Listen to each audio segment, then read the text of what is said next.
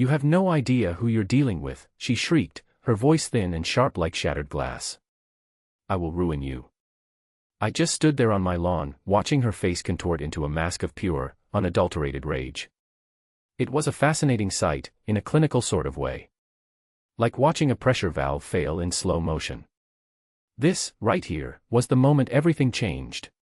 This was the moment I stopped being the quiet, grieving widower who just wanted to be left alone and became something else entirely. Something she should have been very, very afraid of. It all started, as these things often do, with something incredibly stupid. It started with water. After my wife, Sarah, passed away, I poured all my energy into the one thing we had built together, our home. It wasn't just a house, it was a testament to our 30 years together, framed in wood and sealed with shared dreams. I was a civil engineer, specializing in water management and septic systems, so I had designed the foundations, the drainage, the very guts of the place myself. Sarah had designed the soul. She had a gift for making things grow. Her garden was her masterpiece, a chaotic symphony of color and life that defied the rigid, manicured perfection of our suburban neighborhood. After she was gone, tending to that garden became my therapy. Each weed I pulled, each flower I watered, was a conversation with her memory. The centerpiece was a small Japanese maple, a vibrant splash of crimson we had planted on our last anniversary. It was more than a tree, it was a promise. Our neighborhood, Oak Creek Estates, was governed by a homeowners association, one of those entities that begins with good intentions and curdles into a petty fiefdom. The queen of this particular fiefdom was a woman named Brenda. Brenda was the HOA president, a title she wore like a monarch's crown. She was a woman who seemed to be perpetually wound 3 turns too tight, with a voice that could strip paint and a belief in her own authority that was absolute and terrifying. She patrolled the streets in her golf cart, a clipboard of violations her royal scepter, her face set in a permanent scowl of disapproval. My first real interaction with her, beyond a curt nod at the mailbox, had been a few months after Sarah's death. She'd left a notice on my door, a crisp, passive-aggressive little rectangle of paper. The violation. Unkempt floral arrangements. I'd stared at the notice, then at Sarah's wild, beautiful garden, and felt a cold knot tighten in my stomach. I threw the notice in the trash. That was my first mistake. It showed her I wasn't afraid. Her kind of bully needs you to be afraid. The inciting incident, the Real declaration of war, happened on a Saturday morning in late July. I was in the kitchen, nursing a cup of coffee and looking out the window at Sarah's garden, when I saw it. A thick, black hose, snaking its way from her property, across the small strip of grass separating our lots, and ending right at the edge of the memorial garden. A torrent of water was gushing from the end of it, creating a rapidly expanding pond in my backyard. The smell hit me a second later, the sharp, chemical bite of chlorine. Brenda was draining her swimming pool. Her enormous, over-chlorinated, in-ground swimming pool. And she was dumping it directly into my yard. I walked outside, my coffee forgotten on the counter. The ground was already saturated, the water creeping steadily toward the roots of the Japanese maple. My carefully balanced soil, the ecosystem Sarah and I had cultivated over decades, was being drowned in pool chemicals. I walked over to the property line. Brenda was standing on her deck, arms crossed, watching the proceedings with an air of immense satisfaction. "Brenda," I called out. My voice was calm, level. I've learned in my profession that panic is a useless tool. You assess, you analyze, you solve. She looked over, a smirk playing on her lips. "Morning, Mark. Just doing a little seasonal maintenance." "You're draining your pool into my yard," I stated. It wasn't an accusation, it was a fact. "It's just water," she said with a dismissive wave. "The ground will soak it up. Your lawn looks like it could use it, anyway." The sheer arrogance of it was breathtaking. It was like someone setting your car on fire and telling you it needed a new paint job anyway. "It's not just water, Brenda," I explained, keeping my voice even. "It's full of chlorine. It's going to kill my grass, and it's flooding the root system of my wife's garden." Her face hardened. The smirk vanished, replaced by the familiar mask of indignant authority. "Don't you tell me how to maintain my property. The water has to go somewhere, and my property line ends right here." She pointed a manicured finger at the invisible line in the grass. "What happens on your side is your problem." I took a deep breath. There are city ordinances about this. You're supposed to drain it slowly into the sanitary sewer connection, not create a toxic swamp on your neighbor's property. This was a mistake. Citing rules to a person like Brenda is like telling a tidal wave it's breaking the speed limit. It doesn't care, and it takes the challenge personally. Ordinances, she scoffed, her voice rising. I am the president of this HOA. I think I know a thing or two about community rules. This is perfectly acceptable. It's not, I said simply. And I'm asking you to stop. Right now. She laughed. A short, barking sound devoid of any humor. You're in no position to ask for anything. Not after that warning I gave you about your garden. Maybe a little chlorinated water will clean up the mess. The casual cruelty of that statement struck me like a physical blow. She was intentionally trying to destroy the last living piece of my wife I had left. I didn't raise my voice. I didn't yell. I just looked at her, and my resolve hardened like quickset concrete. Turn it off, Brenda. Or what? She sneered. You'll file another complaint I get to personally deny. Go back inside, Mark. The adults are busy. I turned and walked back to my house. There was no reasoning with a hurricane. You just had to board up the windows and prepare for the aftermath. But as I walked away, I knew this wasn't just a dispute about water anymore. She had made it personal. She had crossed a line that she didn't even know existed. The next day, the damage was clear. A huge patch of my lawn was yellowing, and the leaves on the lower branches of the Japanese maple were already starting to curl and brown. A sick feeling of rage and helplessness washed over me. That afternoon, I received an official email from the HOA. It was a formal notice of violation. The charge? Failure to maintain proper yard drainage, resulting in standing water. The accompanying photo, clearly taken by Brenda from her deck, showed the swamp she herself had created. A fine of $200 was attached. The audacity was stunning. It was a masterclass in gaslighting. I was being fined for the consequences of her actions. I responded to the email calmly, professionally. I laid out the facts, the pool draining, the chlorinated water, the city ordinance she was violating.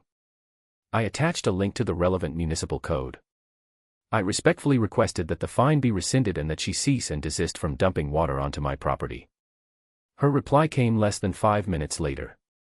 The board has reviewed your appeal and found it without merit. The fine stands. Please remit payment within 30 days to avoid further penalties. P.S. You should really learn to take some responsibility for your own property. The board, I knew, was her and 2 of her cronies who rubber-stamped whatever she wanted. She was the judge, jury, and executioner. The following week, another notice appeared, this time for the discolored and dying foliage in my yard. Another $200 fine. She was fining me for the damage she had caused, and then fining me for the results of that damage. It was a perfect, vicious circle. She was digging her grave, but she was trying to bury me in it first. I tried talking to other neighbors. Most of them were sympathetic but terrified. They had their own stories of Brenda's tyranny, fines for trash cans left out an hour too long, violations for the wrong shade of beige on their trim, threats for children's toys left in a driveway. They would offer their condolences in hushed tones, but when I suggested we band together, their eyes would dart around nervously. You can't win against her, Mark, one neighbor, a guy named Dave, told me over the fence. She lives for this stuff. It's easier to just pay the fine and hope she moves on to someone else. But I couldn't do that. This wasn't about a trash can or the shade of paint. She had targeted Sarah's memory. She was trying to erase the last beautiful thing my wife had given me. For that, there was no forgiveness. Paying the fine would be like admitting she was right. The turning point, the moment I knew I had to move from defense to offense, came a few days later. I was working in the garden, trying to salvage what I could, when my daughter, Emily, called. She was in tears. "Dad, what is going on?" she sobbed into the phone. "I just saw the neighborhood Facebook page." My heart sank. I didn't use social media, but I could guess what had happened. "What did she post, honey?" She put up a picture of the house," Emily choked out. "She said you've let it go since Mom died. She said you're becoming a neighborhood nuisance and that you're unstable and have been aggressively harassing her." Dad, people are commenting, agreeing with her. A cold, clear fury settled over me. It wasn't the hot, messy anger of our first confrontation. This was different. It was calm. It was precise. It was the feeling an engineer gets when they see a flawed design that is destined for catastrophic failure. She had attacked my property. She had attacked my wife's memory. And now she was attacking my reputation and trying to weaponize my grief against me. That was it. The time for reason was over. The time for being the bigger person was over. Brenda didn't understand reason. She understood power and consequences. It was time to teach her about both. That evening, I didn't work in the garden. I went down to my office in the basement. I pulled out the original blueprints for our house, the property plat surveys, and the thick binder of HOA covenants and bylaws I'd received when we first moved in. I was a man who built things. I understood systems, stress points, and foundations. Brenda had built her little empire on a foundation of fear and intimidation. I was going to find the cracks. I spread the documents out under the bright light of my drafting lamp. The methodical work soothed me. This was my element. This wasn't an emotional confrontation, it was a problem to be solved, a system to be analyzed. My neighbor to the other side was a man named Frank. He was a retired police detective, a quiet, observant guy who mostly kept to himself. He'd lost his own wife a few years before Sarah, and we shared a bond of quiet understanding. I'd seen him watching Brenda's antics with a look of professional disdain. He was the first person I decided to bring into my confidence. The next morning, I walked over with a thermos of coffee. He was sitting on his porch, reading the paper. "Frank," I said, "I have a problem, and I could use a cop's perspective." He folded his paper and looked at me over his glasses. "I figured you'd be over sooner or later. It's Brenda, isn't it?" I nodded, and for the next hour, I laid it all out for him. The pool, the fines, the Facebook post. I showed him the violation notices and the email chain. He listened patiently, his expression unchanging. When I was done, he took a long sip of coffee. "First thing," he said, his voice a low rumble. "Document everything. Every interaction, every email, every new violation. Keep a log with dates and times. Second, get cameras. Good ones. Point one at the property line where she dumped the water. Point another at your front door. Bullies like her escalate when they feel their control slipping. She'll do something stupid, and you need to be ready to catch it." He leaned forward. "Third, and this is the most important thing, Mark. People like her operate on the assumption that the rules don't apply to them, only to others. Your job isn't to beat her at her own game. Your job is to find the real game, the one with actual laws, and force her to play it." His advice solidified what I was already thinking. I needed to move the battlefield from her HOA kingdom to the real world, where her power meant nothing. That night, I went back to the plans. I spent hours poring over the fine print of the HOA bylaws, cross-referencing them with the original developer's plans from the late 1970s. The bylaws were a mess of amendments and contradictory clauses, a patchwork quilt of petty tyranny stitched together over the years. But the developer's plans. Those were different. Those were legal documents, filed with the county. They were concrete. And that's when I found it. It was a small notation on the utility survey, an easement that was so old, it had likely been forgotten for decades. Our two lots, mine and Brenda's, had originally been a single, larger parcel. When it was subdivided, some of the utilities weren't. Because of the topography of the land, there was only one viable spot for a septic system. That spot was on my property. My house had the septic tank. My house had the leach field that processed all the waste. And according to this legally filed, decades-old document, that single system serviced both properties. Brenda and I were connected. We shared the same septic system.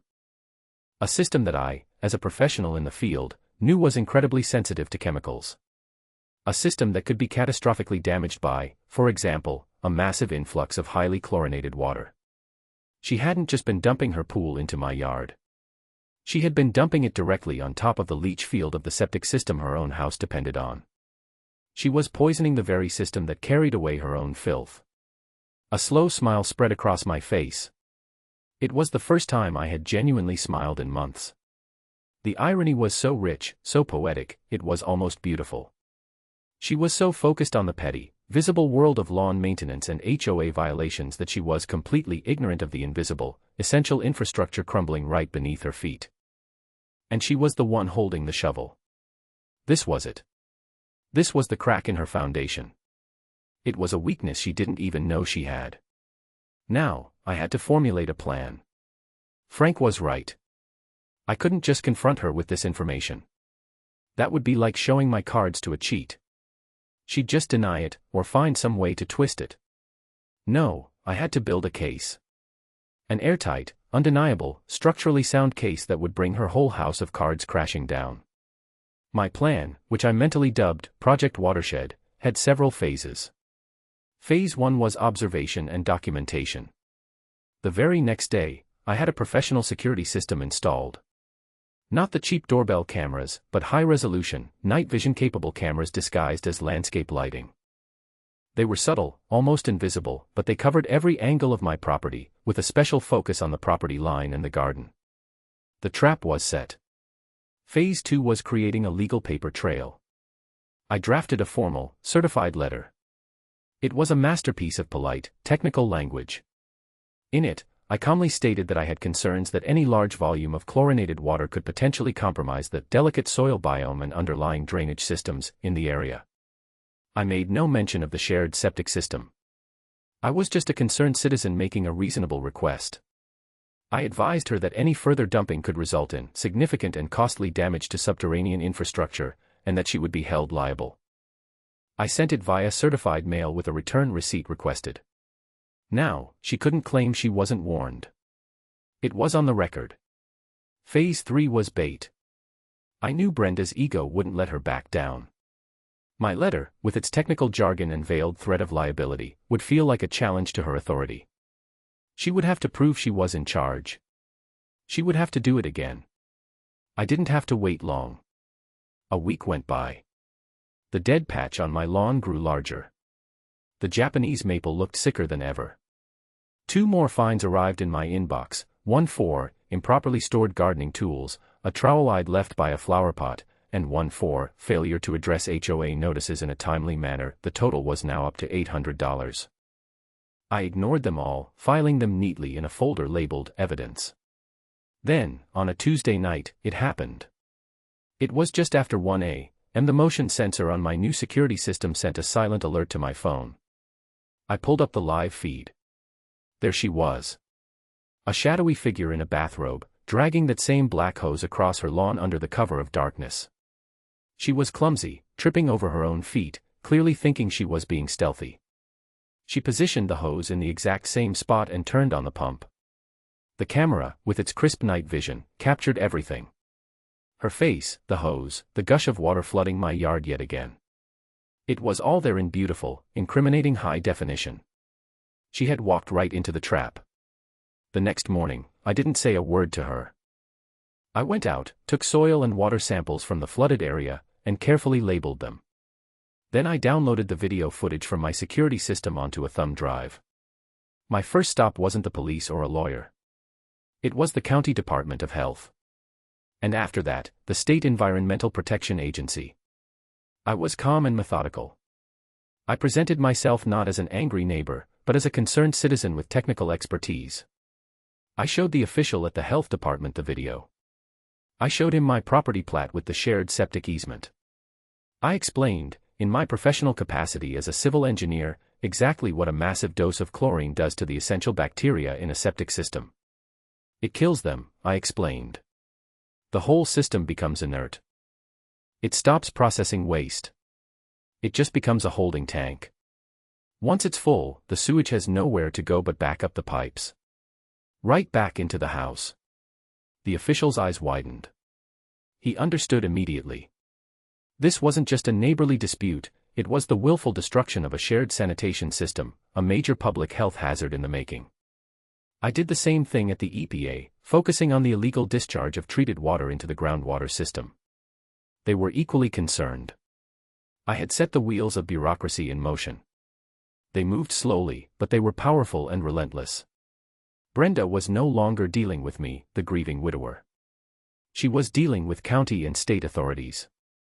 The first official-looking car, a white sedan with the county seal on the door, pulled up to Brenda's house 2 days later.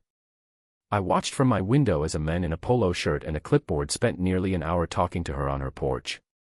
Her body language shifted from dismissive to indignant, then to outright furious. There was a lot of arm-waving and finger-pointing in my direction. When the official left, my phone rang almost immediately. It was Brenda. I let it go to voicemail. I knew better than to talk to her directly. The message she left was a rambling, screeching tirade. "How dare you? Going to the county behind my back. You have no idea what you've just done. You are going to be so sorry, Mark. I am going to make you wish you had never, ever moved into my neighborhood." I saved the voicemail. It was another piece of evidence. The next day, a certified letter from her lawyer arrived. It was a cease and desist order, accusing me of a campaign of harassment against her.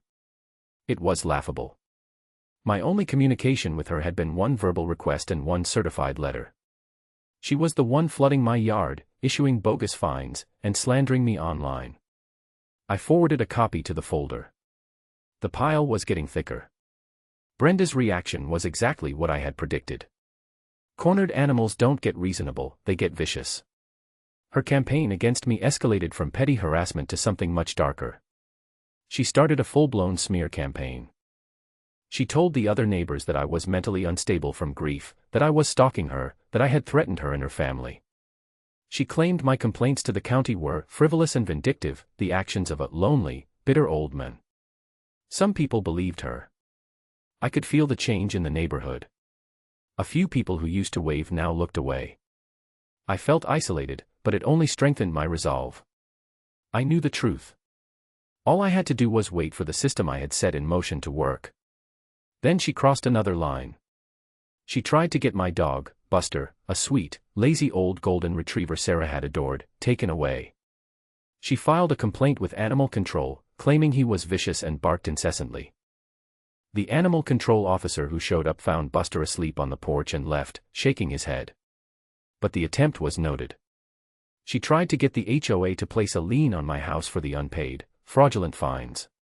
The letters became more threatening, citing clauses in the bylaws that allowed for foreclosure. She was trying to take my home. The home I had built with my wife. This was no longer about a garden. It was about survival. Through it all, I remained silent. I didn't engage. I didn't defend myself on the Facebook page. I just continued to document. Every new fine, every threatening letter, every sideways glance from a neighbor was recorded in my log. Frank checked in with me daily. "She's panicking," he said, after I told him about the animal control incident. "She's making mistakes. Just keep your head down and let her punch herself out." The final piece of the puzzle, the one I didn't even know I was missing, arrived on a Sunday evening. I was sitting on my back porch, watching the sunset, when a young man I didn't recognize walked hesitantly up my driveway. He looked nervous, constantly glancing back toward Brenda's house. "Are you Mark?" he asked, his voice low. "I am," I said. I'm Kevin," he said. "I'm Brenda's son." I was stunned into silence. He was home from college for the summer, I supposed. He looked nothing like his mother. He seemed quiet, thoughtful, and deeply troubled. "I need to show you something," he said, pulling a USB drive from his pocket. I can't let her keep doing this. To you, to everyone." He told me he'd overheard the phone calls, seen the fake violations she was printing out. He said he'd always known his mother was difficult, but this was different. He called it evil. "She has a separate set of books," he explained, his voice barely a whisper. "One for the HOA, and one for herself. She's been skimming money for years. Using the fines to cover her tracks. She uses the HOA debit card for everything. Cruises, designer bags, spa days. She just codes it as landscaping or legal fees."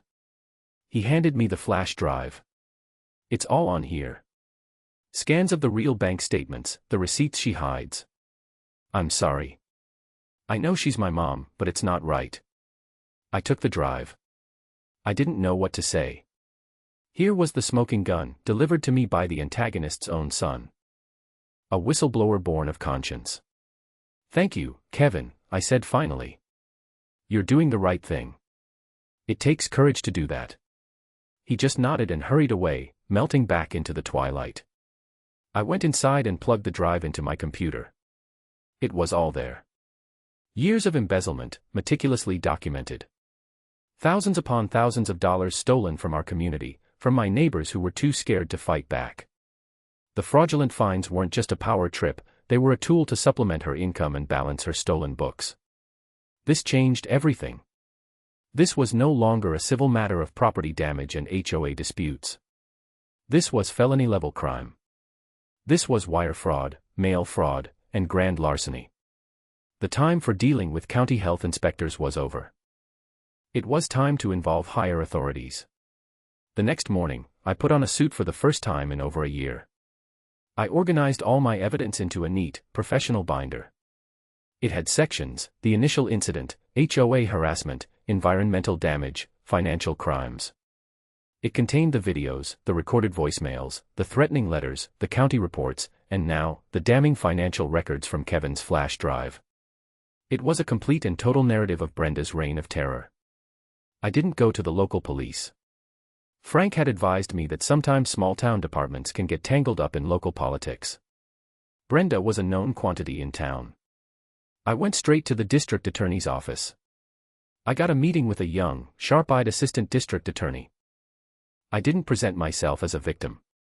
I presented myself as a fellow professional presenting a well-documented case.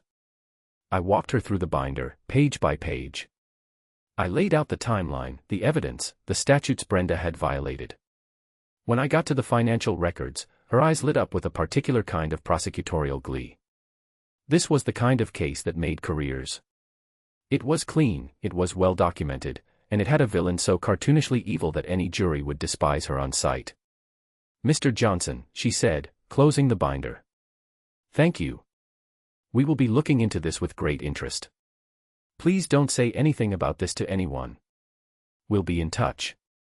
I walked out of that office feeling a sense of calm I hadn't felt in months. I had built my case. I had laid the foundation, framed the walls, and now I had handed the keys to the people whose job it was to knock it all down. All I had to do was wait for the demolition.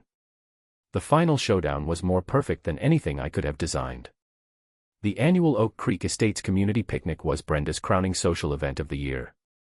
It was held on her immaculate lawn, a mandatory fun fest where she could hold court over her subjects. Attendance was not technically required, but non-attendance was noted on her ever-present clipboard and often resulted in a sudden spate of violations. This year, I decided to go. Frank went with me.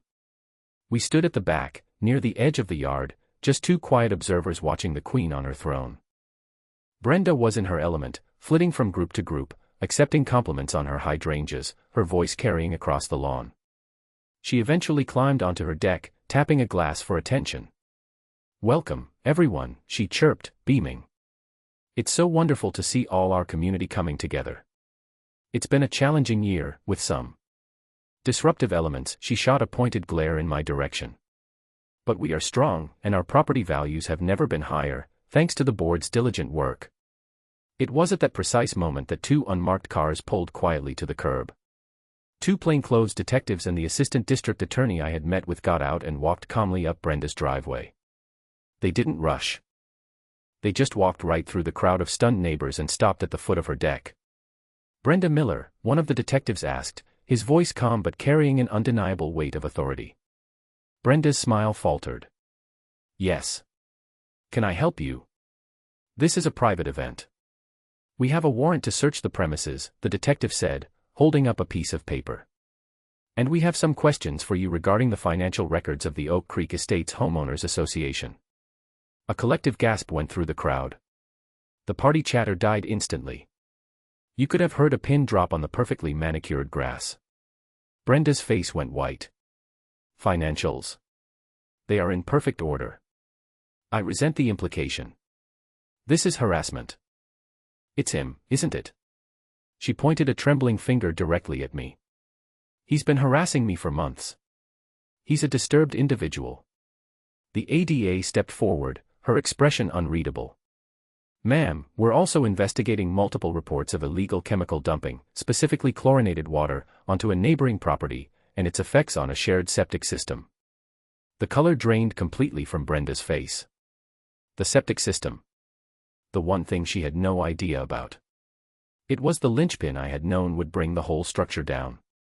She looked at me, her eyes wide with a dawning, horrified understanding. She finally realized this wasn't about fines or gardens. She had been playing checkers while I had been playing a very different, very real game. Her composure finally cracked. The regal queen persona shattered, and the screeching, cornered animal underneath was revealed to all. Lies. All of it. You can't prove anything, she shrieked. He's the one. He's been poisoning his own yard to frame me. He's obsessed with me. We have video footage, ma'am, the detective said flatly. From 2 separate occasions. And we have the sworn testimony of your treasurer, the ADA added, who has confirmed he was never allowed to see the full bank statements. We also have these. She held up a clear plastic bag containing a stack of receipts. Receipts from a cruise line, a Gucci store, a high-end spa. All paid for with the HOA debit card. The source of that evidence was obvious. Kevin. Her own son had provided the final nails for her coffin. That's when she completely lost it. The meltdown was spectacular. She started screaming, a stream of consciousness rant about how ungrateful the community was, how she had built this neighborhood, how I was a monster who had come to destroy her. She implicated herself further with every sentence. I have to use the money sometimes. It's for expenses. Do you know how stressful it is to run this place? That fine money is for my pain and suffering. The crowd of neighbors stared, mouths agape, seeing their tyrant stripped bare for the first time. They were seeing the pathetic, greedy reality behind the curtain of authority. Brenda Miller, the detective said, his voice cutting through her tirade. You're under arrest for suspicion of embezzlement, wire fraud, and violations of the Clean Water Act. He walked up the steps of the deck as his partner came around the other side. They put her hands behind her back. The sound of the handcuffs clicking shut seemed to echo across the silent yard. As they led her down the steps, she locked eyes with me. The rage in them was a physical force. This isn't over, she screamed, her voice hoarse. You'll pay for this. I will ruin you. It was the same threat she had made at the beginning. But this time, it was hollow. Pathetic. The impotent rage of a queen being led from her castle in chains. I just stood there. I didn't smile. I didn't gloat. I just watched until the car door shut and drove her out of our lives. The aftermath was swift and decisive. The community, finally free from her grip, went through a period of shock, then relief, then a flurry of reform. Frank was voted in as the interim HOA president, and his first act was to declare a full moratorium on all fines. The ridiculous rules she had implemented were systematically dismantled. People started planting flowers that weren't on the approved list. A basketball hoop even appeared on one driveway. The neighborhood started to breathe again. Brenda's fate was a matter of public record. Faced with the mountain of evidence, she took a plea deal. She was convicted on multiple counts of embezzlement and fraud, along with the environmental charges. She got 3 years in state prison. The civil lawsuits from the new HOA board and from me personally wiped her out. They forced the sale of her house to pay back the money she had stolen and to cover the extensive, 5-figure cost of repairing the septic system she had nearly destroyed. I used my portion of the settlement to hire a team of professional landscapers and soil remediation experts. They carefully dug up Sarah's garden, flushed the contaminated soil, and replanted everything. They saved the Japanese maple. A year later, the garden was more beautiful than it had ever been. The crimson leaves of the maple were vibrant against the blue sky. The neighborhood was quiet. The tyranny was over. Sometimes I would sit on my porch with Buster at my feet and think about it all. I never wanted a fight. I just wanted to be left alone to tend my wife's garden and live with my memories. But Brenda, in her arrogance, had forced my hand. She had mistaken my quiet grief for weakness. She didn't understand that some things, like the foundation of a house or a husband's love for his wife, are immovable. And if you push against them, they don't break. You do. I had sought peace, but I'd had to go to war to find it. And in the end, justice, like water, had found its own level. The garden was thriving, the community was healing, and my house, our house, was finally, truly, at peace.